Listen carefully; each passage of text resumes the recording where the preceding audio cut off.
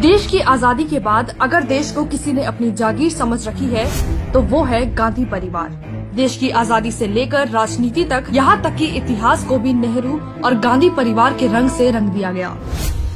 लेकिन क्या किसी ने सोचा है कि इन दो नामों के अलावा भी ऐसे कई नाम और शख्सियतें थीं जिन्हें नजरअंदाज किया गया। शास्त्री जी देश के दूसरे प्रधानमंत्री थे जिन्होंने देश को एक अलग पहचान और मजबूती दी।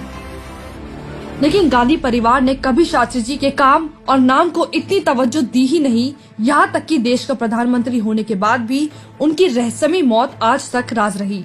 उनकी गुत्थी तक सुलझाने की कोशिश नहीं की गई और 55 सालों बाद भी शास्त्री जी की मौत आज भी बस एक राज ही है। ऐसा माना जाता है कि उन्हें जहर दिया गया था। शास्त्री जी के बड़े बेटे सुनील शास्त्री का कहना है कि जब लाल बहादुर शास्त्री की लाश को उन्होंने देखा था तो लाल बहादुर शास्त्री की छाती, पेट और पीठ पर नीले निशान थे। पत्नी ललिता शास्त्री ने भी यही कहा था। शास्त्री जी का परिवार लगातार मौत पर सवाल उठाता रहा और जांच की मांग की, लेकिन इस मौत का रहस्य तब और गहरा गया जब शास्त्री जी की मौत पर जांच के लिए एक जांच समिति का गठन किया गया और उनके निजी डॉक्टर RN सिंह और निजी सहायक रामनाथ की मौत अलग अलग हादसों में हो गई। ये दोनों लोग शास्त्री जी के साथ ताशकंद के दौरे पर गए थे।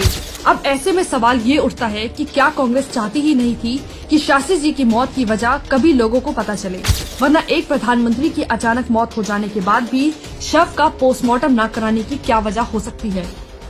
देश के ऐसे प्रधानमंत्री जिन्होंने देश को अलग पहचान दी थी, देश की जनता का विश्वास जीता और देश को एक मजबूती दी, उसे ऐसे गवा देना और कांग्रेस पार्टी के मुंह से उफ तक ना निकलना ये संदेह पैदा करता है।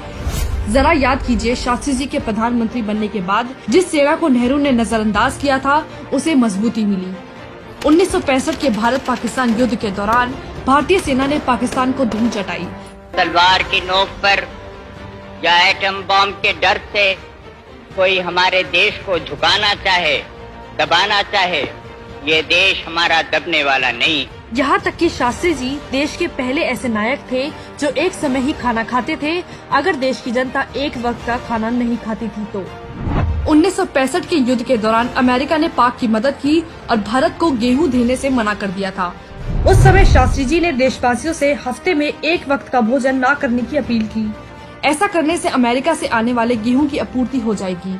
लेकिन उससे पहले उन्होंने अपनी पत्नी से कहा कि क्या आप ऐसा कर सकती हैं कि आज शाम हमारे यहाँ खाना ना बने, क्योंकि मैं कल देशवासियों से एक वक्त का खाना न खाने की अपील करने जा रहा हूँ।